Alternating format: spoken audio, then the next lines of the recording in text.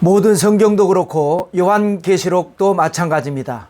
내용 전체를 균형 있게 공부해야 하나님의 뜻을 올바르게 이해할 수 있습니다.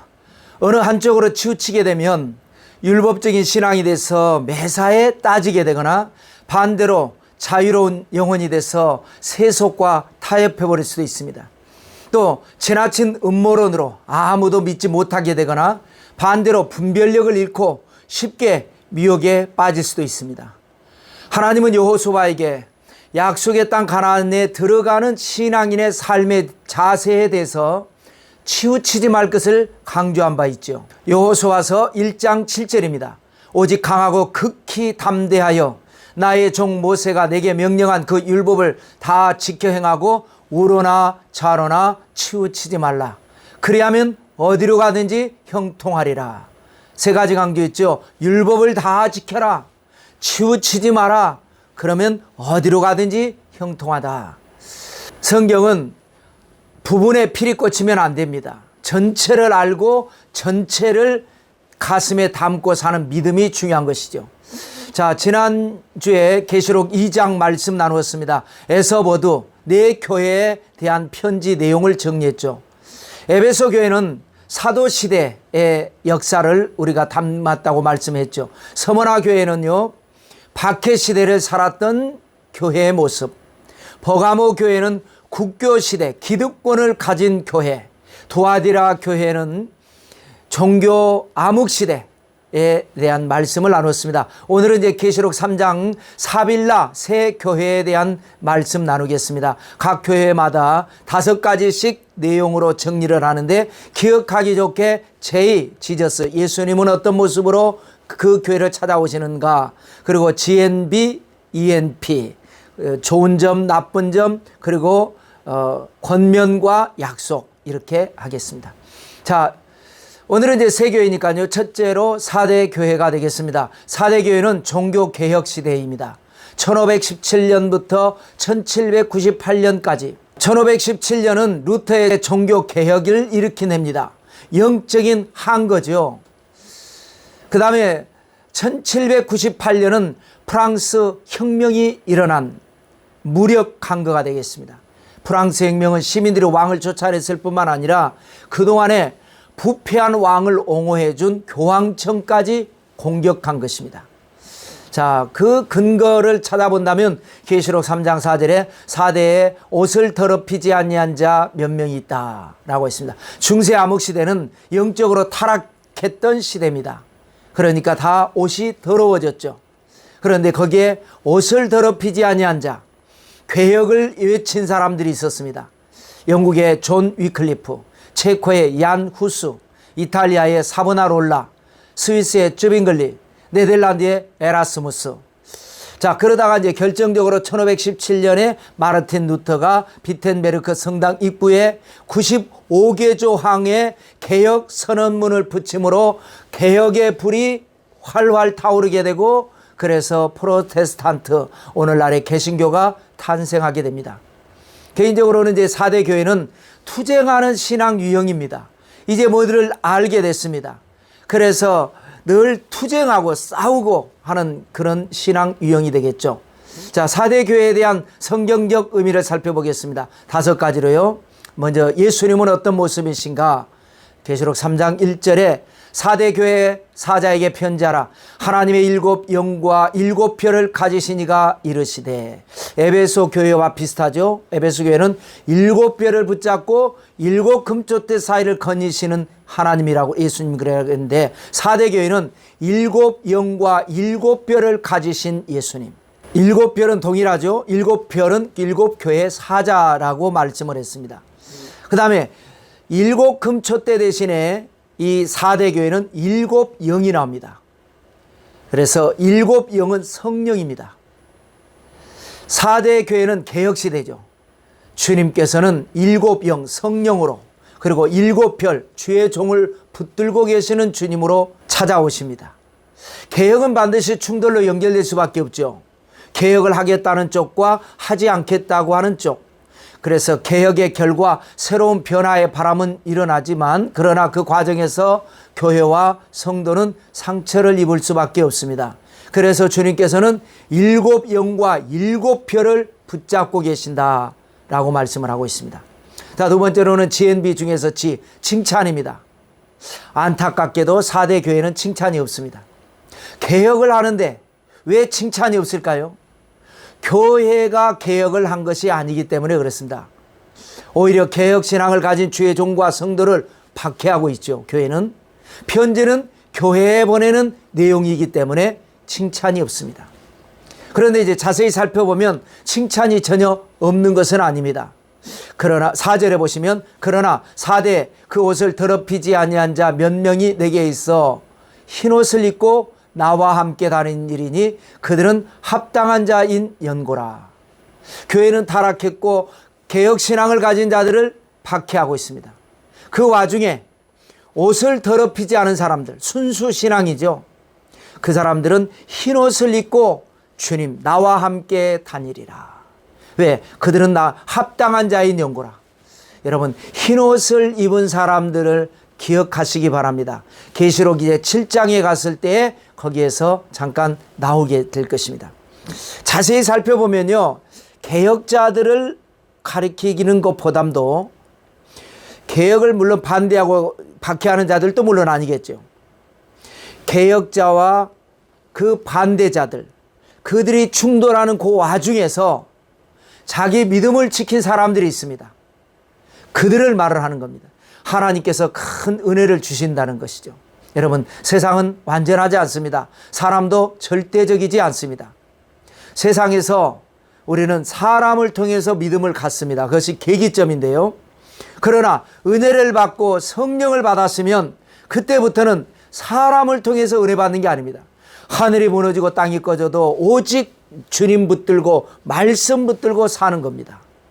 교회 때문에 사람 때문에 상처받아서는 안 됩니다. 자, 그 다음에 이제 세 번째 GNB 중에서 B, bad, 나쁜 것이죠. 책망입니다. 두 가지로 책망을 하는데요. 죽은 신앙을 책망합니다. 1절에 보시면 내가 내 행위를 아노니 내가 살았다 하는 이름은 가졌으나 죽은 자로다. 그 다음에 온전하지 못함을 책망합니다. 2절에 너는 일깨어 그 남은 바 죽게 된 것을 굳건하게 하라. 내 하나님 앞에 내 행위여 온전한 것을 찾지 못하였노니. 온전한 것을 찾을래야 찾을 수가 없다라는 거예요. 이것을 책망하고 있습니다. 그 다음에 이제 EMP 중에서 이 encouragement, 권면입니다. 3절인데요. 그러므로 내가 어떻게 받았으며 어떻게 들었는지 생각하고 지켜 회개하라. 만일 일깨지 아니하면 내가 도둑같이 이르리니 어느 때에 내게 이르는지 내가 알지 못하리라. 자, 7교회 중에 책망이 없는 2교회, 서머나 교회와 필라델피아 교회를 제외하고 나머지 5교회는 권면이 다 회개하라는 겁니다. 자, 그런데 이제 4대 교회는 어떻게 받았으며 어떻게 들었는지를 생각하고 회개하라는 거예요. 복음을 들었지 않습니까? 은혜를 받았지 않습니까? 그 진리의 소중함을 깨닫고 회개하라는 거예요. 회개하지 않으면 어떻게 됩니까? 만일 일깨지 아니하면 내가 도둑같이 이르리라. 여러분, 이게 아주 중요한 말이고 무서운 말입니다. 물론 주님의 재림이 그 날과 시는 우리는 알 수 없습니다. 그러나 그 날과 시가 되었을 때 하나님의 사람과 세속의 사람은 분명하게 차이가 납니다. 하나님의 사람은요, 그 날과 시가 되었을 때 하나님의 나팔 소리를 듣습니다. 그러나 세속에 속한 사람은 못 듣습니다. 하나님의 사람은 데려감을 당합니다. 그러나 세속에 속한 사람들은 버려둠을 당합니다. 사도 바울도 이와 비슷한 계시를 전한 바가 있죠. 데살로니가전서 5장 1절과 2절 그리고 4절로 건너뛰어서 한번 읽어보면 형제들아 때와 시기에 관하여는 너희에게 쓸 것이 없음은 주의 날이 밤에 도둑같이 이를 줄을 너희 자신이 자세히 알기 때문이라. 형제들아 너희는 어둠에 있지 아니하며 그날이 도둑같이 너희에게 임하지 못하리라. 밤에 도둑같이 임한다고 그랬는데 형제들, 교회 성도들은 도둑같이 임하지 않는다라는 거예요. 분명하게 2절에는 도둑같이 이를 것이다. 4절에는 도둑같이 임하지 아니할 것이다. 이게 뭐예요? 차이입니다. 그래서 회개하라는 것입니다. 무엇을 회개합니까? 죽은 신앙, 온전하지 못한 행위를 회개하라는 거예요. 자, 회개하지 아니하면 어떻게 된다고요? 주님이 오실 때에 도둑같이 몰래 오셔버립니다. 그러니까 주님이 오셨는지도 모르고 주님의 음성도 못 듣는 거예요. 그런데 회개하는 사람은요, 주님이 도둑같이 오시지 않아요. 나팔 소리가 들리고 음성이 들리게 됩니다. 이것이 권면입니다. 중요한 권면이죠. 자, 그 다음에 EMP 중에서 프라미스, 약속 세 가지인데요. 자, 5절 말씀입니다. 이기는 자는 이와 같이 흰옷을 입을 것이요, 내가 그 이름을 생명책에서 결코 지우지 아니하고 그 이름을 내 아버지 앞과 그의 천사들 앞에서 시인하리라. 자, 이기는 자, 흰옷을 입을 것이다. 순결하다고 인정해 주는 것입니다. 여러분, 흰옷을 입은 사람은 하나님의 특별한 은총을 받은 것입니다. 또 이름을 생명책에서 결코 지우지 않을 것이다. 생명책에 기록되었다가 지워지는 경우가 있었습니다. 예수님 당시 가룟 유다, 바울 시대 후메네오와 알렉산더, 그들은 사탄에게 속해서 하나님을 신성을 모독했죠. 자, 그 다음에 그 이름을 아버지 앞과 천사들 앞에서 시인하리라. 인정받는 겁니다. 공적으로 인정받는 겁니다. 6절에 보시면 귀 있는 자는 성령이 교회들에게 하시는 말씀을 들을지어다. 자, 두 번째로는 빌라델피아 교회를 가겠습니다. 빌라델피아 교회는 역사적으로 성령 시대입니다. 그리고 선교 시대입니다. 1798년부터 1948년까지. 아까 말씀드린 대로 1798년은 프랑스 혁명이 일어나면서 로마 교황청이 공격을 받습니다. 완전히 교황청이 없어져 버립니다. 그런데 이제 나폴레옹이 몰락하면서 교황청이 다시 회복합니다. 이것은 아주 영적인 중요한 사건인데요. 나중에 이제 계시록 13장에 가면 두 짐승 사건과 연결이 됩니다. 그래서 여러분들이 기억해야 할 것은 교황청이, 역사적으로 교황청이 중세 암흑시대에 타락하고 부패해서 프랑스 혁명에 의해서 교황청이 사라졌다가 다시 교황청이 부활해서 오늘날까지 이어지고 있다. 이 교황청에 대한 이야기가 계시록 13장에 이제 나오게 될 것입니다.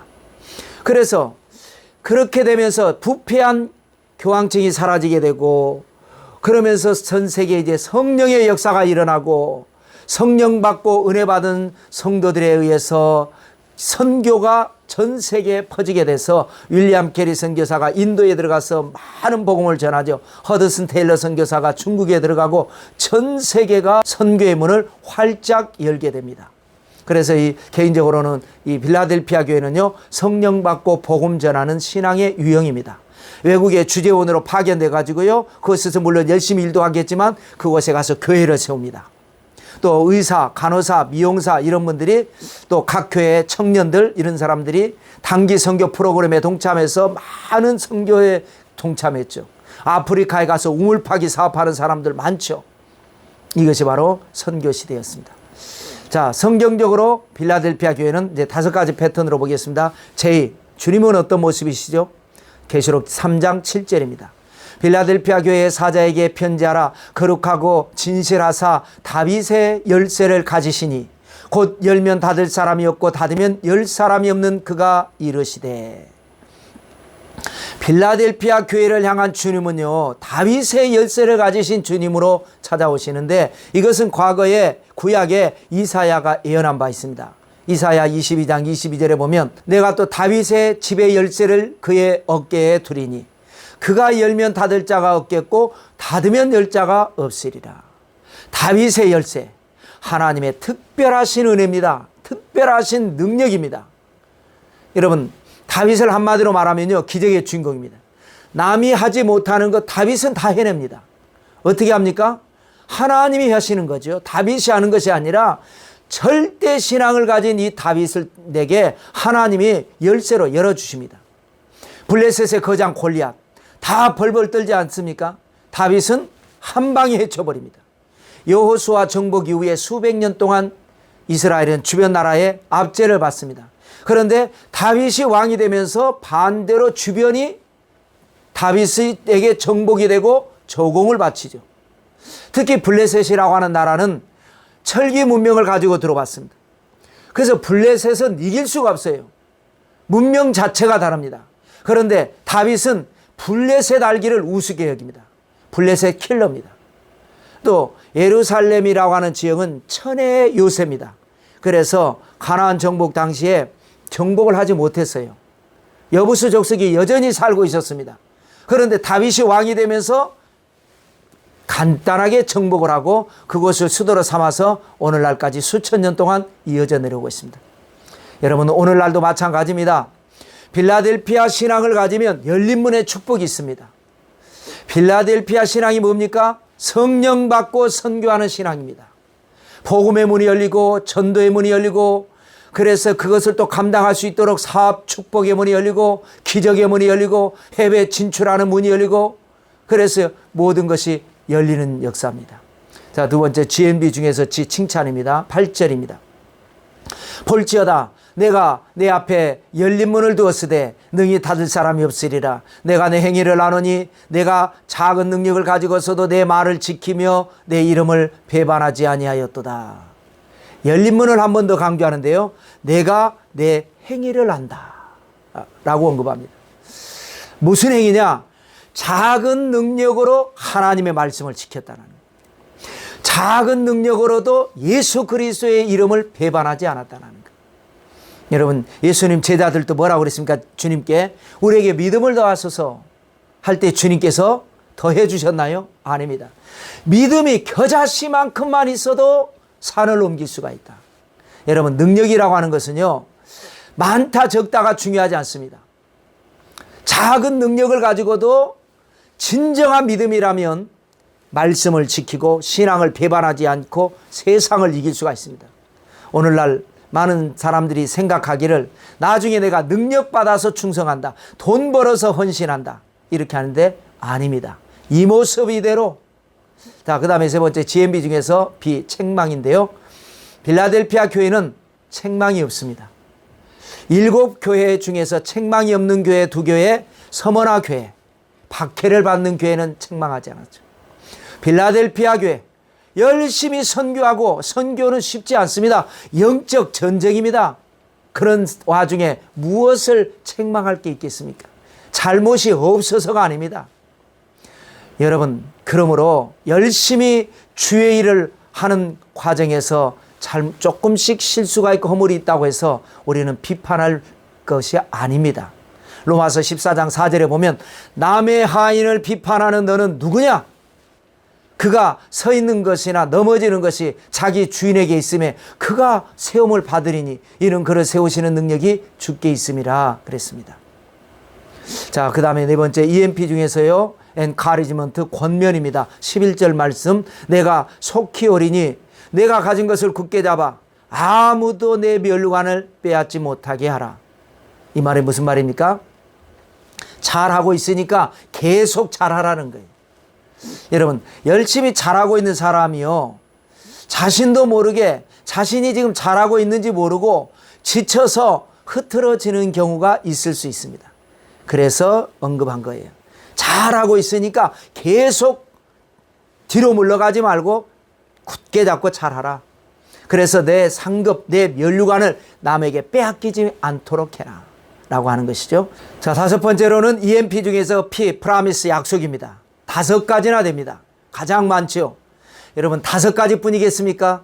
선교하는 교회에 하나님이 무엇을 선물로 주지 않겠습니까? 자, 5가지 중에 하나가요, 구원과 형통의 약속입니다. 8절, 볼지어다 내가 내 앞에 열린 문을 두었으되 능히 닫을 사람이 없으리라.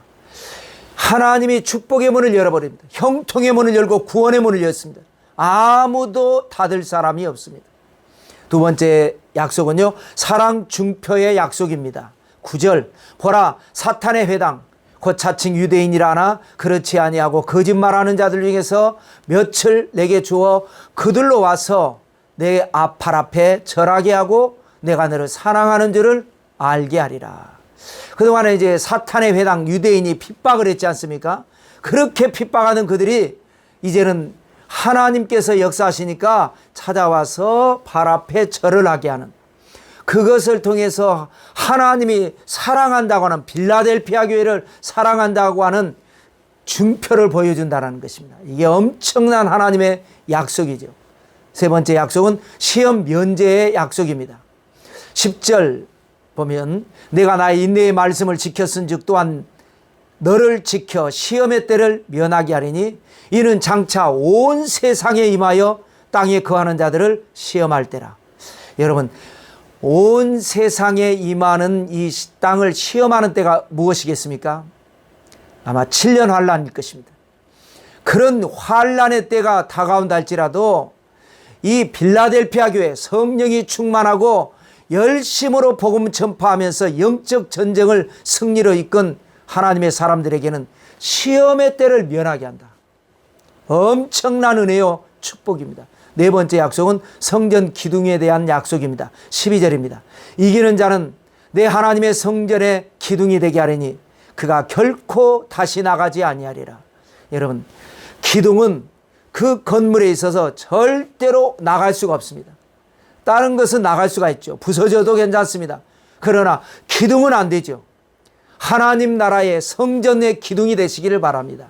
다섯 번째 약속은요, 영원한 보증의 언약입니다. 12절 중반절인데요. 내가 하나님의 이름과 하나님의 성 곧 하늘에서 내 하나님께로부터 내려오는 새 예루살렘의 이름과 나의 새 이름을 그의 위에 기록하리라. 자, 하나님의 새 이름을 기록해 주겠다라는 겁니다. 영원한 보증입니다.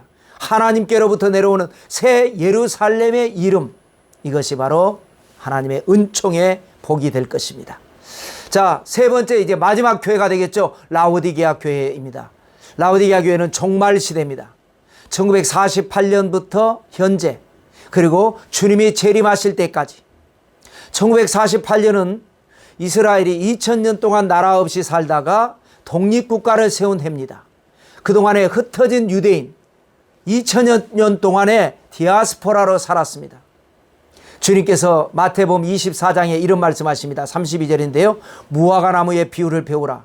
그 가지가 연하여지고 잎사귀를 내면 여름이 가까운 줄을 아나니 이와 같이 너희도 이 모든 일을 보거든 인자가 가까이 곧 문 앞에 이른 줄 알라.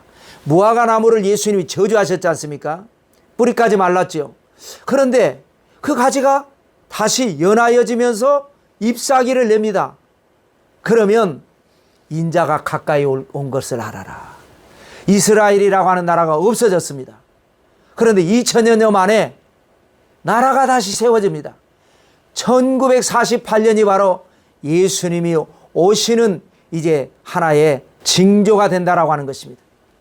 마태복음 24장 40절에 계속 이제 연결되는 말씀에 그때에 두 사람이 밭에 있음에 한 사람은 데려가고 한 사람은 버려둠을 당할 것이다. 41절 두 여자가 맷돌질을 하고 있음에 한 사람은 데려가고 한 사람은 버려둠을 당할 것이니라. 42절에 그러므로 깨어있으라.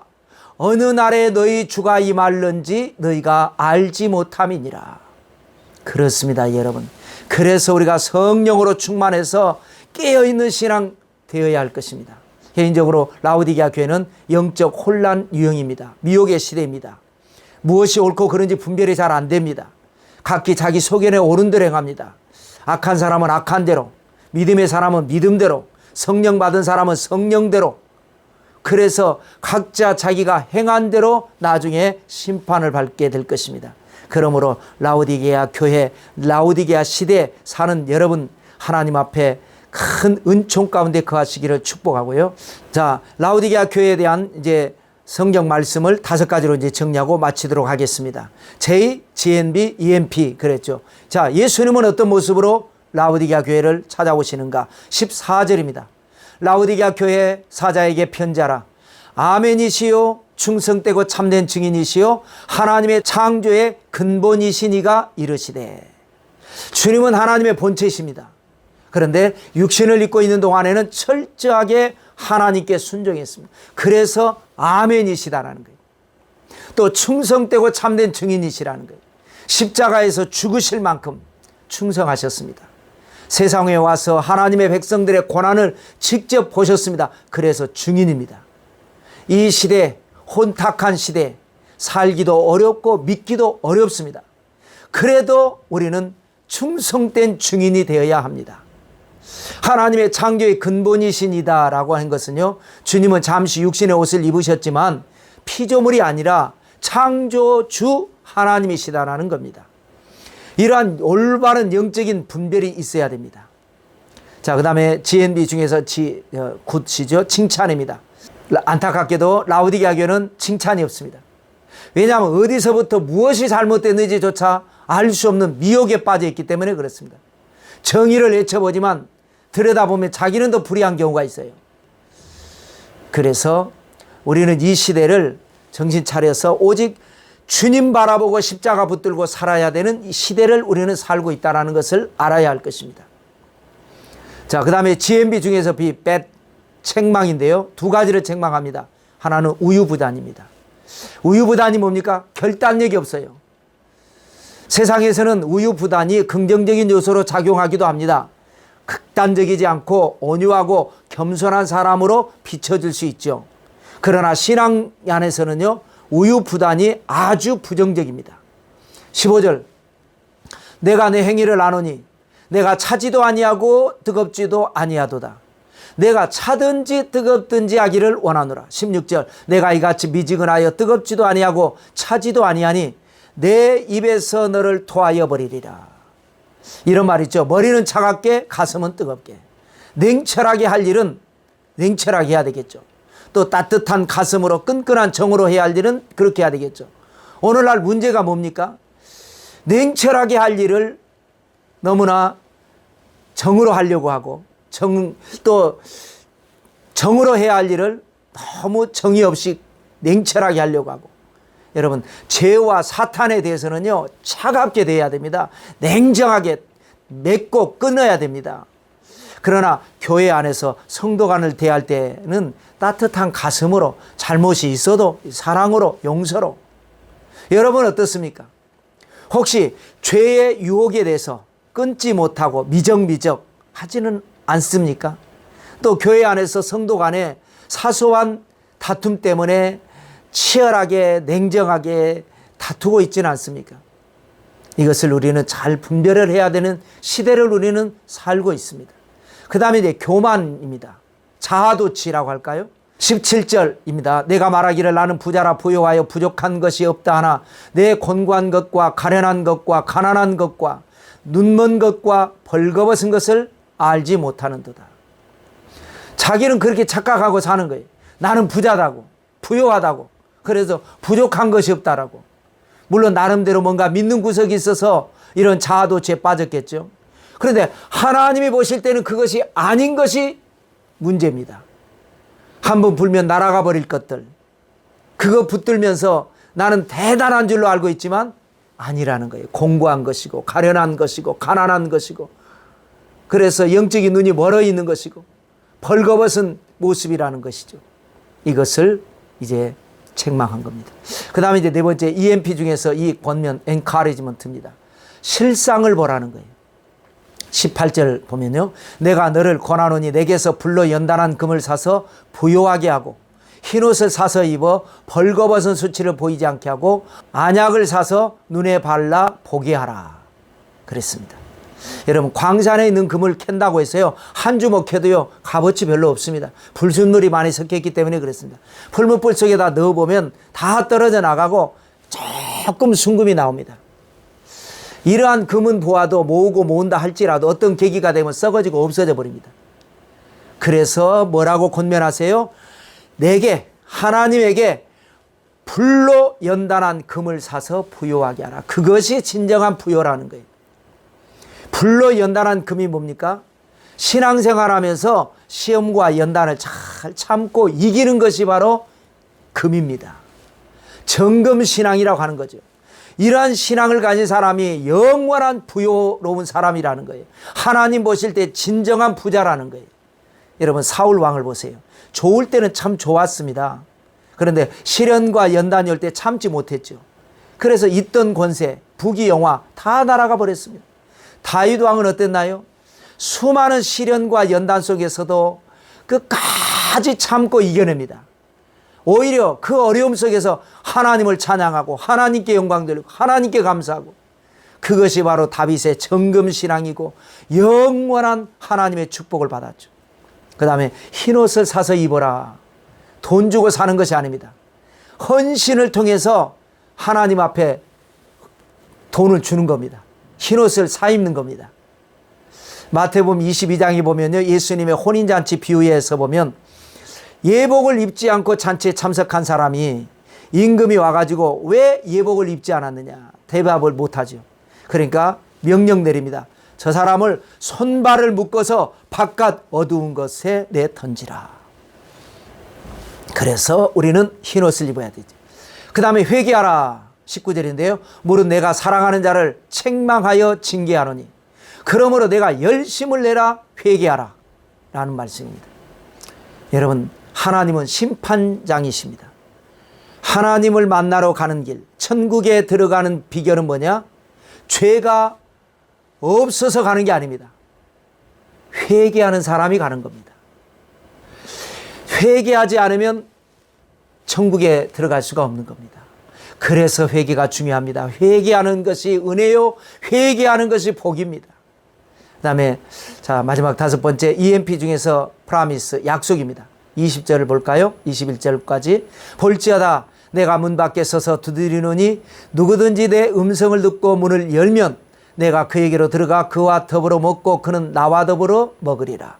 이기는 그에게는 내가 내 보좌에 함께 앉게 하여 주기를 내가 이기고 아버지 보좌에 함께 앉은 것과 같이 하리라.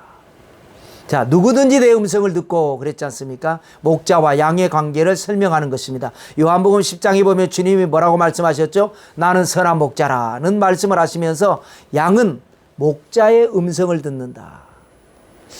이것이 중요하죠. 그 다음에 내가 그에게로 들어가 그와 더불어 먹고 그는 나와 더불어 먹으리라. 이 말씀은 요한복음 15장 말씀과 연관성이 있습니다. 포도나무에 붙은 가지, 너희가 내 안에 거하고 내 말이 너희 안에 거하면 무엇이든지 원하는 대로 구하라. 다 이루어진다. 그 다음에 정말 중요한 것인데요, 이기는 그에게는 내 보좌에 함께 앉게 해주겠다. 마치 내가 십자가를 이기고 아버지 보좌에 앉은 것과 같이.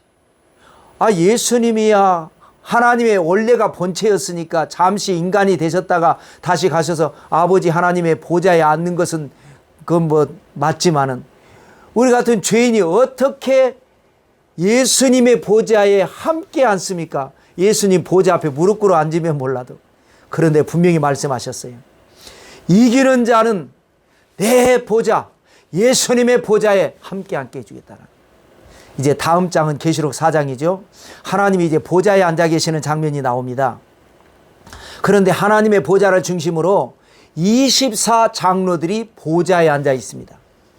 그것이 바로 예수님의 보좌에 함께 앉는 하나님의 사람들의 모습입니다.